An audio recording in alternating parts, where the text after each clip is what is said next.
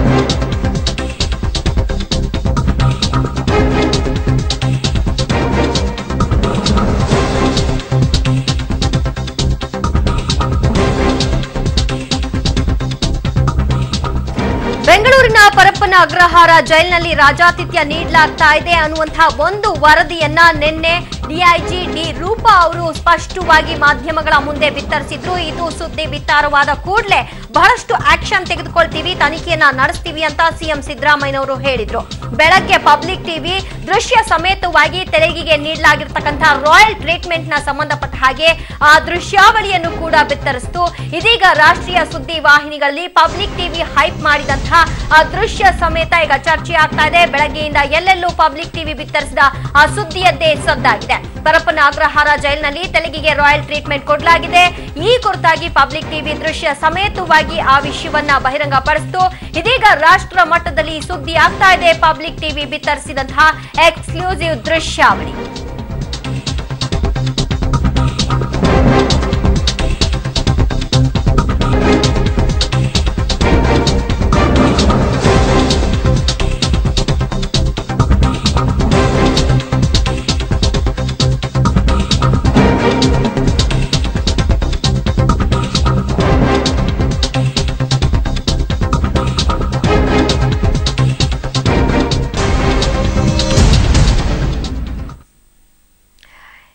ನೀವು ನೋಡ್ತಾ ಇದ್ರಿ ಟೈಮ್ಸ್ ನೌ ನಲ್ಲಿ ಮತ್ತು ರಿಪಬ್ಲಿಕ್ ನಲ್ಲಿ ಮತ್ತು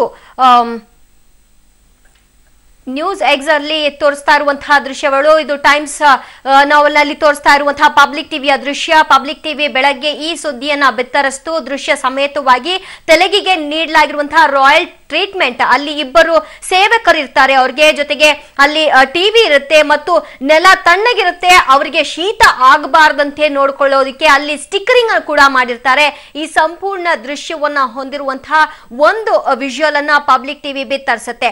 ಅದನ್ನ ಇಟ್ಕೊಂಡು ರಾಷ್ಟ್ರೀಯ ಸುದ್ದಿ ಮಾಧ್ಯಮಗಳಲ್ಲಿ ದೊಡ್ಡ ಮಟ್ಟಿಗೆ ಈ ಸುದ್ದಿ ಹೈಪ್ ಮಾಡಲಾಗ್ತಾ ಇದೆ. ನೀವು ನೋಡ್ತಾ ಇದ್ರಿ, ಕ್ರಿಮಿನಲ್ ಗಳಿಗೆ ಈ ಮಟ್ಟಿಗೆ ಲಕ್ಸುರಿ ಏನು ಸವಲತ್ತುಗಳು ಜೈಲಿನಲ್ಲಿ ಸಿಗ್ತಾ ಇದೆ ಅನ್ನುವಂತಹ ಸಂಬಂಧ ಪಬ್ಲಿಕ್ ಟಿವಿ ಬಿತ್ತರಿಸಿದಂತಹ ಸುದ್ದಿಯನ್ನ ಎಲ್ಲೆಡೆ ಈಗ ಚರ್ಚೆಗೆ ತೆಗೆದುಕೊಂಡಿದ್ದಾರೆ. ಪಬ್ಲಿಕ್ ಟಿವಿಯ ಎಕ್ಸ್ಕ್ಲೂಸಿವ್ ದೃಶ್ಯ ರಿಪಬ್ಲಿಕ್ ಚಾನೆಲ್ ನಲ್ಲಿ ಕೂಡ ಪ್ರಸಾರ ಆಗ್ತಾ ಇರೋದನ್ನ ನೀವು ನೋಡಿದ್ದೀರಿ ಮತ್ತು ಮಗದೊಂದು ಚಾನೆಲ್ ನಲ್ಲೂ ಕೂಡ ಇದೇ ರೀತಿಯಾದಂತಹ ಸುದ್ದಿ ಬಿತ್ತಾರ ಆಗುತ್ತೆ. ಟೈಮ್ಸ್ ನೌ ಮತ್ತು ಈಗ ನೀವು ನೋಡ್ತಾ ಇದ್ರಿ ರಿಪಬ್ಲಿಕ್ ನಲ್ಲಿ ಯಾವ ರೀತಿಯಾದಂತಹ ವಿಶೇಷ ಸೌಕರ್ಯಗಳನ್ನ ಕೊಡಲಾಗಿತ್ತು ಅನ್ನುವಂತಹ ಎಕ್ಸ್ಕ್ಲೂಸಿವ್ ದೃಶ್ಯ ಸಮೇತವಾಗಿ ಪಬ್ಲಿಕ್ ಟಿವಿ ಬಿತ್ತರಿಸಿದಂತಹ ಆ ದೃಶ್ಯವನ್ನ ರಿಪಬ್ಲಿಕ್ ಚಾನೆಲ್ ಕೂಡ ಪ್ರಸಾರ ಮಾಡಿದೆ. ನೆಲಕ್ಕೆ ಸ್ಟಿಕ್ಕರಿಂಗ್ ಹಾಕಿದ್ದಾರೆ ಅನ್ನೋದನ್ನು ಕೂಡ ನಾವು ಮಾರ್ಕ್ ಮಾಡಿ ತೋರಿಸಿದ್ವಿ. ಅದನ್ನ ಹಾಗೆ ಯೂಸ್ ಮಾಡಿಕೊಂಡು ಈ ಸುದ್ದಿಯನ್ನ ಹೈಪ್ ಮಾಡಲಾಗಿದೆ ಮತ್ತು ರಾಷ್ಟ್ರ ಮಟ್ಟದಲ್ಲಿ ಈ ಸುದ್ದಿ ಈಗ ಚರ್ಚೆಗೆ ಗ್ರಾಸವಾಗಿದೆ. ಈಗ ಯಾವ ರೀತಿ ಆಕ್ಷನ್ ತೆಗೆದುಕೊಳ್ತಾರೆ ಅನ್ನುವುದು ಕಾದು ನೋಡ್ಬೇಕಾಗಿದೆ. ಅಲ್ಲಿ ಎಷ್ಟು ವಿಶೇಷ ಸವಲತ್ತುಗಳಿದೆ ಅನ್ನೋದನ್ನ ನೀವು ನೋಡ್ತಾ ಇದ್ರಿ. ತೆಲಗಿ ಮಲಗಿರ್ತಾರೆ, ಅಲ್ಲಿ ಆ ಕುಶಾನ್ ನೋಡಬಹುದು ನೀವು. ಆ ಕುಶಾನ್ ಜೊತೆಗೆ ಅಲ್ಲಿ ಇರ್ತಕ್ಕಂಥ ವಿಶೇಷ ಸವಲತ್ತುಗಳು, ಟಿವಿ ಇರುತ್ತೆ, ಅಲ್ಲಿ ಪ್ಯೂರಿಫೈಡ್ ವಾಟರ್ ಇರುತ್ತೆ ಮತ್ತು ಅಲ್ಲಿ ಸ್ಟಿಕ್ಕರಿಂಗ್ ಮಾಡಿರ್ತಕ್ಕಂಥ ನೆಲದ ಮೇಲೆ ನೀವು ನೋಡಬಹುದು ಅಲ್ಲಿ ಎಲ್ಲವೂ ಕೂಡ ಎಷ್ಟು ಲಕ್ಸುರಿ ಆಗಿದೆ ಅಂತ. ಇದು ನ್ಯೂಸ್ ಎಕ್ಸ್ ಅಲ್ಲಿ ರಾಷ್ಟ್ರೀಯ ಸುದ್ದಿ ಮಾಧ್ಯಮದಲ್ಲಿ ಬಿತ್ತರಿಸಿರುವಂತಹ ಸೇಮ್ ವಿಜುವಲ್ ನ ಇಟ್ಕೊಂಡು ಚರ್ಚೆ ಆಗುತ್ತೆ. ಎಸ್, ಈ ಇಷ್ಟು ಸುದ್ದಿಗಳು ಪಬ್ಲಿಕ್ ಟಿವಿ ಬಿತ್ತರಿಸಿದಂತಹ ವಿಜುವಲ್ ನ ಇಟ್ಕೊಂಡು ಈಗ ಹೈಪ್ ಮಾಡಲಾಗ್ತಿದೆ. ಇದರ ಕುರಿತಾಗಿ ಹೆಚ್ಚಿನ ಡೀಟೇಲ್ಸ್ ಕೊಡ್ತಾರೆ ನಮ್ಮ ಪ್ರತಿನಿಧಿ ರಕ್ಷಾ. ಈಗ ಎಲ್ಲಾ ರಾಷ್ಟ್ರೀಯ ಸುದ್ದಿ ಮಾಧ್ಯಮಗಳು ಬೆಳಗ್ಗೆ ಪಬ್ಲಿಕ್ ಟಿವಿ ಬಿತ್ತರಿಸಿದಂತಹ ಈ ದೃಶ್ಯವನ್ನ ಇಟ್ಕೊಂಡು ಸುದ್ದಿಯನ್ನ ಮಾಡ್ತಾ ಇದ್ದಾರೆ. ಯಾವ ಹಂತಕ್ಕೆ ಇದು ಹೈಪ್ ಆಗ್ತಾ ಇದೆ?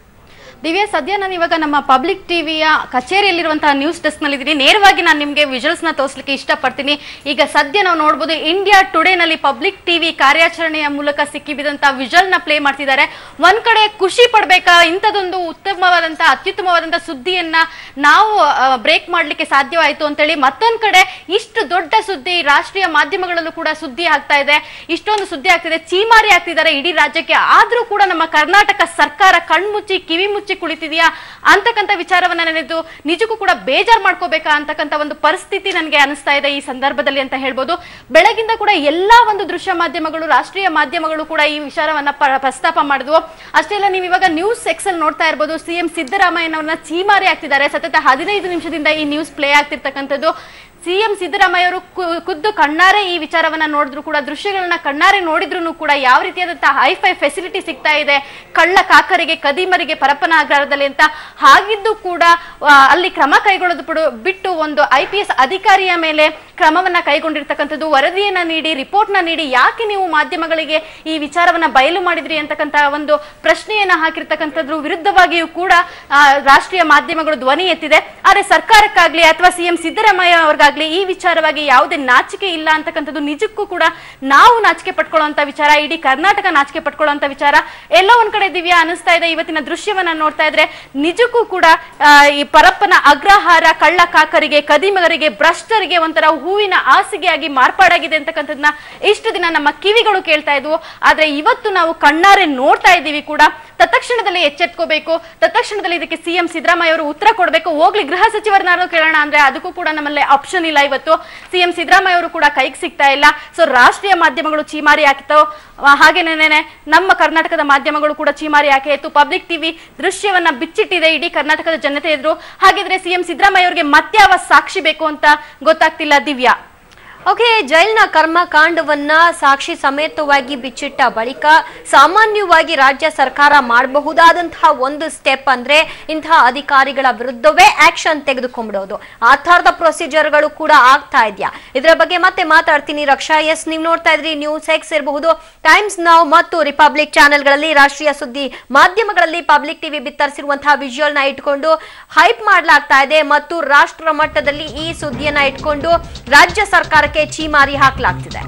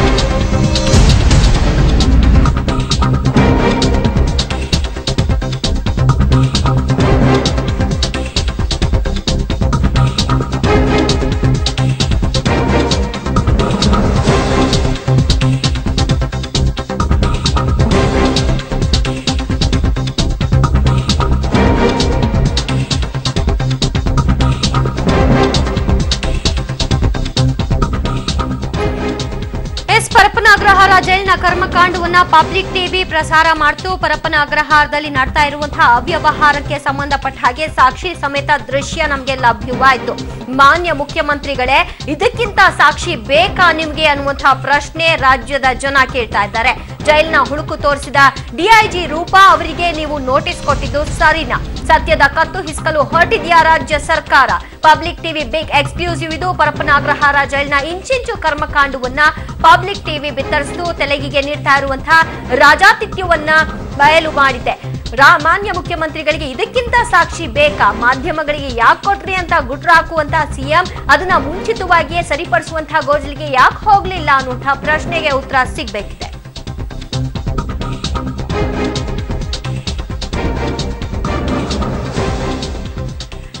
ಈ ಬಗ್ಗೆ ಹೆಚ್ಚಿನ ಡೀಟೇಲ್ಸ್ ಕೊಡ್ತಾರೆ ನಮ್ಮ ಪ್ರತಿನಿಧಿ ರಕ್ಷಾ. ಈ ಸುದ್ದಿಯನ್ನ ಬಿತ್ತರಿಸಿದ್ದು ಅಥವಾ ಈ ಸುದ್ದಿಯನ್ನ ಈ ಹಂತಕ್ಕೆ ತೆಗೆದುಕೊಂಡು ಬಂದ್ರು ಅನ್ನುವಂತಹ ಒಂದೇ ಕಾರಣಕ್ಕೆ ಡಿಐಜಿ ರೂಪಾ ಅವರ ಮೇಲೆ ಆಕ್ಷನ್ ತೆಗೆದುಕೊಂಡು ನೋಟಿಸ್ ಕೊಡ್ತಾರೆ ಅಂದ್ರೆ ಸತ್ಯದ ಕತ್ ಹಿಸ್ಕಕ್ಕೆ ಹೊರಟಿದ್ದಾರಾ ಇವರು?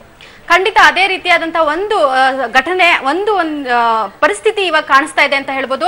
ದಿವ್ಯ, ನಿಜಕ್ಕೂ ಹೇಳ್ಬೇಕಂದ್ರೆ ಡಿಐಜಿ ರೂಪಾ ಅವರು ಏನ್ ಮಾಡ್ಬೇಕಿತ್ತು, ಅವರ ಕರ್ತವ್ಯವನ್ನ ಅವರು ಮಾಡಿದ್ದಾರೆ, ಒಂದು ವರದಿಯನ್ನ ಕೊಟ್ಟಿದ್ದಾರೆ ವಿಸ್ತೃತವಾಗಿ ಇಂತಹ ಒಂದು ಅಕ್ರಮ ನಡೀತಿದೆ ಅಂತ. ಅದೇ ರೀತಿ ಮಾಧ್ಯಮದ ಒಂದು ಸ್ಥಾನದಲ್ಲಿ ನಿಂತು ನಾವು ನೋಡಿದ್ರೆ ನಾವು ಏನ್ ಮಾಡ್ಬೇಕಿತ್ತು ಅದನ್ನ ಪಬ್ಲಿಕ್ ಟಿವಿ ಮಾಡಿದೆ. ಮಾಧ್ಯಮಗಳು ಏನ್ ಮಾಡ್ಬೇಕಿತ್ತು ಅದನ್ನ ಪಬ್ಲಿಕ್ ಟಿವಿ ಮಾಡಿದೆ.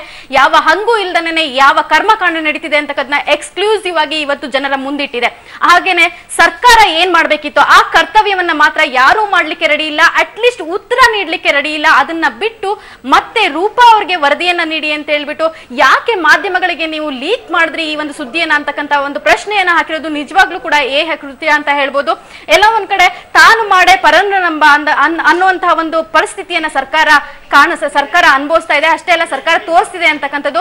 ಎಲ್ಲ ಒಂದ್ ಕಡೆ ಇನ್ನೊಂದಷ್ಟು ಆರೋಪಗಳಿದ್ದು ಶಶಿಕಲಾ ಅವರಿಂದ 2 ಕೋಟಿ ರೂಪಾಯಿ ಒಂದು ದುಡ್ಡನ್ನ ಪಡ್ಕೊಂಡಿದ್ದಾರೆ ಅಂತಕ್ಕಂಥದ್ದು, ಭ್ರಷ್ಟಾಚಾರ ಕೂಡ ಕಾಣಿಸ್ತಾ ಇತ್ತು. ಅದೆಲ್ಲದಕ್ಕೂ ಕೂಡ ಎಲ್ಲ ಒಂದ್ ಕಡೆ ಸರ್ಕಾರದಲ್ಲಿ ಇರ್ತಕ್ಕಂಥ ದೊಡ್ಡ ವ್ಯಕ್ತಿಗಳ ಲಿಂಕ್ ಇರ್ಬೋದೇನೋ. ಹಾಗಾಗಿ ಇವೆಲ್ಲವನ್ನ ಮುಚ್ಚಾಕುವಂತಹ ಪ್ರಯತ್ನ ನಡೀತಿದೆ. ಇಷ್ಟೆಲ್ಲ ಚೀಮಾರಿ ಹಾಕಿದ್ಮೇಲೆ ಕೂಡ, ಇಷ್ಟೆಲ್ಲ ರಾಷ್ಟ್ರೀಯ ಮಾಧ್ಯಮಗಳಲ್ಲಿ ಕೂಡ ಚೀಮಾರಿ ಹಾಕಿದ್ಮೇಲೆ ಕೂಡ ಸರ್ಕಾರದ ಕಡೆಯಿಂದ ಒಂದೇ ಒಂದು ಆರ್ಡರ್ ಪಾಸ್ ಆಗಿಲ್ಲ, ಒಂದೇ ಒಂದು ಮುನ್ನೆಚ್ಚರಿಕಾ ಕ್ರಮ ಏನು, ಮುಂದಿನ ಕ್ರಮ ಏನು, ಹೋಗ್ಲಿ ನಾವು ಈಗ ಈ ತರದೊಂದು ಪರಿಸ್ಥಿತಿ ಇದೆ ಅದನ್ನ ಇಲ್ದನೆ ಮಾಡ್ತೀವಿ ಅಂದ್ರೆ ಪರಪ್ಪನ ಅಗ್ರಹಾರದಲ್ಲಿ ಇರ್ತಕ್ಕಂಥ ಐಫೈ ಫೆಸಿಲಿಟಿಗಳನ್ನ ಬಂದ್ ಮಾಡ್ತೀವಿ, ವಿಸಿಟ್ ಮಾಡ್ತೀವಿ, ಮತ್ತೊಂದು ಮಾಡ್ತೀವಿ, ಈ ರೀತಿಯಂತ ಒಂದು ಪರಿಸ್ಥಿತಿಗೆ ಜೈಲನ್ನ ತಳ್ಳಿರುವಂತಹ ಅಧಿಕಾರಿಗಳ ವಿರುದ್ಧವಾಗಿ ಕ್ರಮ ಕೈಗೊಳ್ತೀವಿ. ಈ ತರದ ಯಾವುದೇ ಒಂದು ಮಾತುಗಳು ಕೂಡ ಇದುವರೆಗೂ ಸರ್ಕಾರದ ಕಡೆಯಿಂದ ಬಂದಿಲ್ಲ.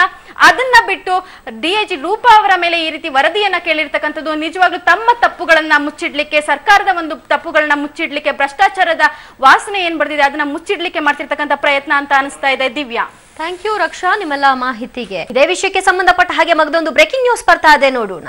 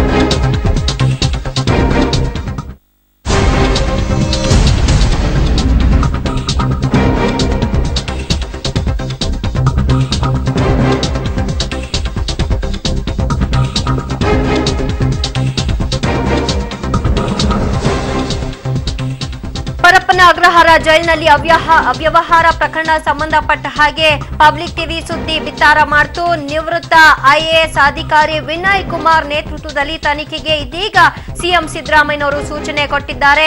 ಇದೀಗ ಎಚ್ಚೆತ್ತುಕೊಂಡಿದ್ದಾರೆ. ವಿನಯ್ ಕುಮಾರ್ ನೇತೃತ್ವದಲ್ಲಿ ಸಮಿತಿ ರಚನೆಯಾಗಿದ್ದು 1 ವಾರದೊಳಗಾಗಿ ಪ್ರಾಥಮಿಕ ವರದಿಯನ್ನ ಸಲ್ಲಿಸೋದರ ಕುರಿತಾಗಿ ಅವರು ಸೂಚಿಸಿದ್ದಾರೆ. 1 ತಿಂಗಳಲ್ಲಿ ಸಮಗ್ರ ವರದಿ ಸಲ್ಲಿಸುವಂತೆ ಸೂಚನೆ ಕೊಡಲಾಗಿದ್ದು ಸಮಿತಿ ರಚನೆ ಬಗ್ಗೆ ಟ್ವೀಟ್ ಮಾಡಿದ್ದಾರೆ ಸಿಎಂ ಸಿದ್ದರಾಮಯ್ಯನವರು. ಈಗ ಎಚ್ಚೆತ್ತಿದಂತೆ ಕಂಡು ಬರ್ತಾ ಇದೆ. ವಿನಯ್ ಕುಮಾರ್ ನೇತೃತ್ವದಲ್ಲಿ ಸಮಿತಿ ರಚನೆಯಾಗಿದ್ದು 1 ತಿಂಗಳಲ್ಲಿ ಸಮಗ್ರ ವರದಿಯನ್ನ ಸಲ್ಲಿಸುವಂತೆ ಸೂಚನೆ ಕೊಡಲಾಗಿದೆ.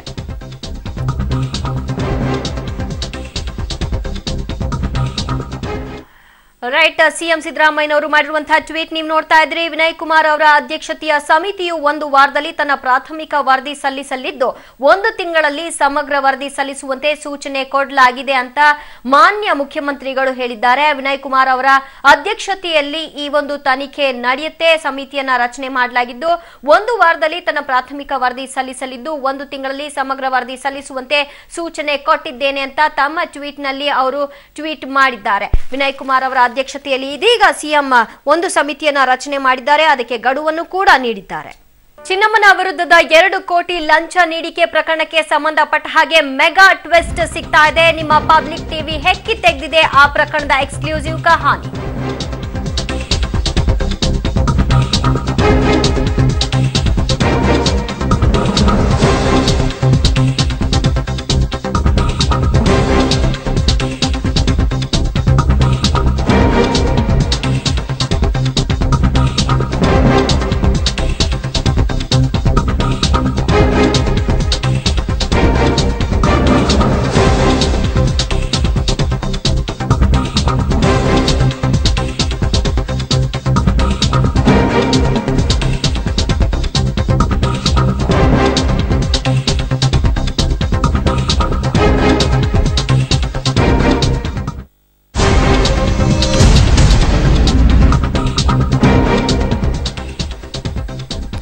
ಚಿನ್ನಮ್ಮನ ವಿರುದ್ಧದ 2 ಕೋಟಿ ಲಂಚ ನೀಡಿಕೆ ಪ್ರಕರಣಕ್ಕೆ ಮೆಗಾ ಟ್ವಿಸ್ಟ್ ಸಿಗ್ತಾ ಇದ್ದು ನಿಮ್ಮ ಪಬ್ಲಿಕ್ ಟಿವಿ ಈ ಒಂದು ಪ್ರಕರಣದ ಸಂಪೂರ್ಣ ಮಾಹಿತಿಯನ್ನ ಹೆಕ್ಕಿ ತೆಗೆದಿದೆ. ಜೈಲಾಧಿಕಾರಿಗಳಿಗೆ ಲಂಚ ನೀಡಿಕೆಯಲ್ಲಿ ಯಾರ್ಯಾರ ಕೈವಾಡವಿದೆ ಗೊತ್ತಾ?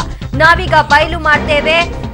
ಈ ಯಾರ್ಯಾರಿದ್ದಾರೆ ಅನ್ನುವಂತ ಹೆಸರಿನ ಪಟ್ಟಿ. ಇದನ್ನ ನೋಡಿದ್ರೆ ನಿಮ್ಗೂ ಕೂಡ ಶಾಕ್ ಆಗುತ್ತೆ. ಕೆಲವೇ ಕ್ಷಣಗಳಲ್ಲಿ ನಿಮ್ಗೆ ಇಡೀ ಲಂಚ ಪ್ರಕರಣದ ಕಂಪ್ಲೀಟ್ ಕಹಾನಿಯನ್ನ ಇಡ್ತೇವೆ.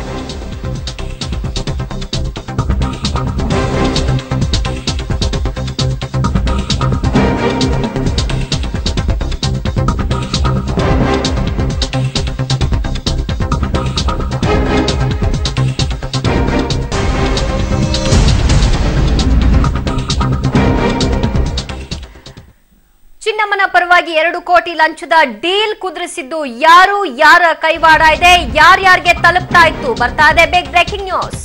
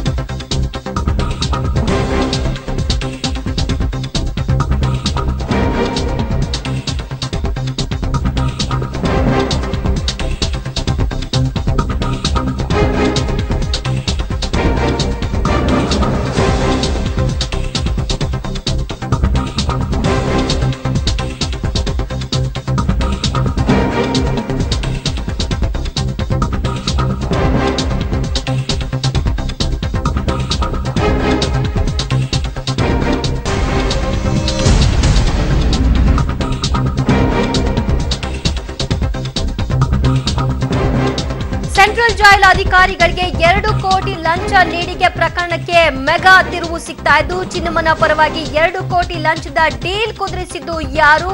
ಇಲ್ಲಿ ಜೈಲಾಧಿಕಾರಿಗಳು ಮಾತ್ರ ಲಂಚ ಪಡೆದ್ರ ಅಥವಾ ರಾಜಕಾರಣಿಗಳ ಕೈವಾಡ ಕೂಡ ಇದೆಯಾ?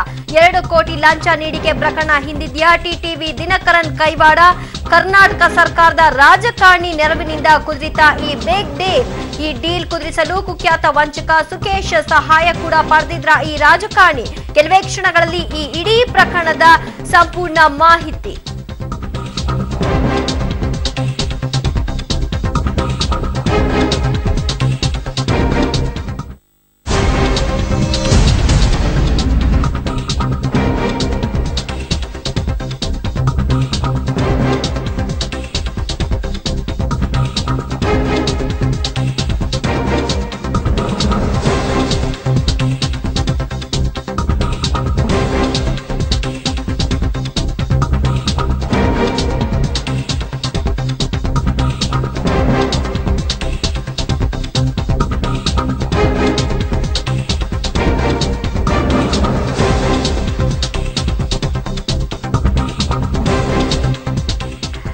ಚಿನ್ನಮ್ಮನ ಪರವಾಗಿ 2 ಕೋಟಿ ಲಂಚದ ಡೀಲ್ನಲ್ಲಿ ಇಳಿದದ್ದು ಬಹಳಷ್ಟು ಮಂದಿ ಇದ್ದಾರೆ. ಈ ಡೀಲ್ನ ಕುದುರಿಸಲಿಕ್ಕೆ ಜೈಲಾಧಿಕಾರಿಗಳು ಮಾತ್ರವಲ್ಲ, ರಾಜಕಾರಣಿಗಳ ಕೈವಾಡ ಕೂಡ ಇದೆ. 2 ಕೋಟಿ ಲಂಚ ನೀಡಿಕೆ ಪ್ರಕರಣದ ಹಿಂದಿದ್ಯಾ ಟಿಟಿವಿ ದಿನಕರನ್ ಕೈವಾಡ. ಕರ್ನಾಟಕ ಸರ್ಕಾರದ ರಾಜಕಾರಣಿಯ ನೆರವಿನಿಂದಲೇ ಈ ಎಲ್ಲ ಡೀಲ್ ಕುದುರ್ತಾ. ಈ ಡೀಲ್ನಲ್ಲಿ ಪ್ರಮುಖವಾಗಿ ಕುಖ್ಯಾತ ವಂಚಕ ಸುಕೇಶ್ನ ಸಹಾಯ ಮಾಡಿದ್ರ ಸುಕೇಶ್ ಪಾತ್ರ ಕೂಡ ಇದರಲ್ಲಿ ಇದೆಯಾ, ಇವರ ನೆರವನ್ನ ತೆಗೆದುಕೊಂಡು ಎಷ್ಟು ಡೀಲ್ ಮಾಡಲಾಗಿದೆ ಅನ್ನುವಂತಹ ಸಂಪೂರ್ಣ ಮಾಹಿತಿಯನ್ನ ಪಬ್ಲಿಕ್ ಟಿವಿ ಎಳೆ ಎಳೆಯಾಗಿ ನಿಮ್ಮ ಮುಂದೆ ಬಿಚ್ಚಿಡ್ತಾ ಇದೆ.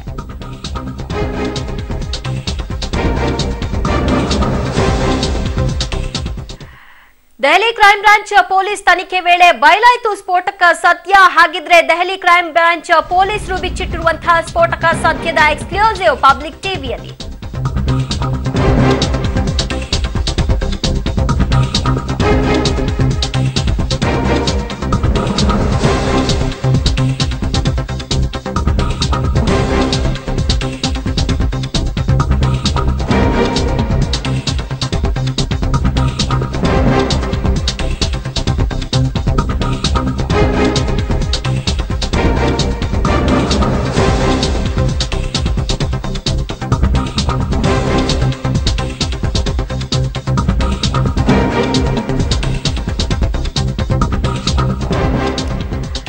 ಜೈಲು ಅಧಿಕಾರಿಗಳಿಗೆ 2 ಕೋಟಿ ಲಂಚ ನೀಡಿಕೆ ಪ್ರಕರಣದ ಸ್ಫೋಟಕ ಸುದ್ದಿಯನ್ನ ನೀವು ಎಳೆ ಎಳೆಯಾಗಿ ನೋಡ್ತಾ ಇದ್ರಿ. ದೆಹಲಿ ಕ್ರೈಂ ಬ್ರಾಂಚ್ ಪೊಲೀಸ್ ತನಿಖೆ ವೇಳೆ ಸ್ಫೋಟಕ ಸತ್ಯವೊಂದು ಬಯಲಾಗಿದೆ. ಟಿಟಿವಿ ದಿನಕರನ್, ಬೆಂಗಳೂರಿನ ಸುಕೇಶ್, ಮಲ್ಲಿಕಾರ್ಜುನ್ ವಿಚಾರಣೆ ಡೀಲ್ ರಹಸ್ಯ ಬಯಲಾಗಿದೆ. ಚಿನ್ನಮ್ಮನಿಗೆ ಜೈಲಲ್ಲಿ ಸಕಲ ಸೌಲಭ್ಯ ಸಿಗುವಂತೆ ಆಗಲು ಕಾರಣವಾಗಿದ್ದು ಒಬ್ಬ ರಾಜಕಾರಣಿ. ಅವರು ಬೇರೆ ಯಾರು ಅಲ್ಲ, ಕಾಂಗ್ರೆಸ್ ಪಕ್ಷದ ಪ್ರಭಾವಿ ರಾಜಕಾರಣಿ. ಅವರ ಹೆಸರನ್ನ ಕೂಡ ಈ ಆರೋಪಿ ದೆಹಲಿ ಕ್ರೈಂ ಬ್ರಾಂಚ್ ಪೊಲೀಸ್ ತನಿಖೆ ವೇಳೆ ಬಾಯ್ಬಿಟ್ಟಿದ್ದಾನೆ. ಆ ಕಾಂಗ್ರೆಸ್ನ ಮಾಜಿ ಸಚಿವರಿಗೆ ಪರಮಾಪ್ತರಲ್ಲಿ ಪರಮಾಪ್ತ ಕೂಡ ಹೌದು. ಡೀಲ್ ಕುದುರಿಸಿದ ಆ ರಾಜಕಾರಣಿ ನಿಗಮ ಮಂಡಳಿ ಅಧ್ಯಕ್ಷ ಕೂಡ ಹೌದು. ತನಿಖೆ ಸಂಪೂರ್ಣಗೊಂಡ ಬಳಿಕ ಹೊರಬೀಳಲಿದೆ ಅಂತಿಮ ಸತ್ಯ. ನಿವೃತ್ತ ಐಎಎಸ್ ಅಧಿಕಾರಿ ವಿನಯ್ ಕುಮಾರ್ ನೇತೃತ್ವದಲ್ಲಿ ವಿಚಾರಣೆ ನಡೀತಾ ಇದೆ. ವಿಚಾರಣೆಯ ಸಂಪೂರ್ಣ ವರದಿಯನ್ನ ಕೊಡ್ಲಿಕ್ಕೆ ಸಿಎಂ ಸಿದ್ದರಾಮಯ್ಯನವರು ಅವರಿಗೆ ಗಡುವನ್ನು ಕೂಡ ಕೊಟ್ಟಿದ್ದಾರೆ. ಅದರ ಕುರಿತಾಗಿ ಟ್ವೀಟ್ ಕೂಡ ಮಾಡಿದ್ದಾರೆ. ಪರಪ್ಪನ ಅಗ್ರಹಾರ ಜೈಲಿನಲ್ಲಿ ಅವ್ಯವಹಾರ ಪ್ರಕರಣಕ್ಕೆ ಸಂಬಂಧಪಟ್ಟ ಹಾಗೆ ನಿವೃತ್ತ ಐಎಎಸ್ ಅಧಿಕಾರಿ ವಿನಯ್ ಕುಮಾರ್ ನೇತೃತ್ವದಲ್ಲಿ ತನಿಖೆ ಆರಂಭಗೊಂಡಿದೆ. ವಿನಯ್ ಕುಮಾರ್ ನೇತೃತ್ವದಲ್ಲಿ ಒಂದು ಸಮಿತಿ ರಚನೆಯಾಗಿದ್ದು 1 ವಾರದಲ್ಲಿ ಪ್ರಾಥಮಿಕ ವರದಿಯನ್ನ ಸಲ್ಲಿಸಬೇಕು, 1 ತಿಂಗಳಲ್ಲಿ ಸಮಗ್ರ ವರದಿಯನ್ನ ಸಲ್ಲಿಸಬೇಕು ಅಂತ ಸಿಎಂ ಸೂಚನೆ ಕೊಟ್ಟಿದ್ದಾರೆ. ಅದರಂತೆ ದೆಹಲಿ ಕ್ರೈಂ ಬ್ರಾಂಚ್ ಪೊಲೀಸ್ ತನಿಖೆ ವೇಳೆ ಕೂಡ ಬಹಳಷ್ಟು ಸತ್ಯಾಂಶಗಳು ಇಲ್ಲಿ ಹೊರಬೀಳ್ತಾ ಇದೆ. ಟಿಟಿವಿ ದಿನಕರನ್, ಬೆಂಗಳೂರಿನ ಸುಕೇಶ್, ಮಲ್ಲಿಕಾರ್ಜುನ್ ವಿಚಾರಣೆ ವೇಳೆ ಡೀಲ್ ರಹಸ್ಯ ಬಯಲಾಗಿದೆ. ಚಿನ್ನಮ್ಮನಿಗೆ ಜೈಲಲ್ಲಿ ಸಕಲ ಸೌಲಭ್ಯವನ್ನ ಒದಗಿಸಿಕೊಟ್ಟದ್ದು ಒಬ್ಬ ರಾಜಕಾರಣಿ. ಅವರು ಕಾಂಗ್ರೆಸ್ ಪಕ್ಷದ ಪ್ರಭಾವಿ ರಾಜಕಾರಣಿ ಕೂಡ ಹೌದು ಅನ್ನುವಂತಹ ಸತ್ಯವನ್ನ ಬಾಯ್ಬಿಡಲಾಗಿದೆ.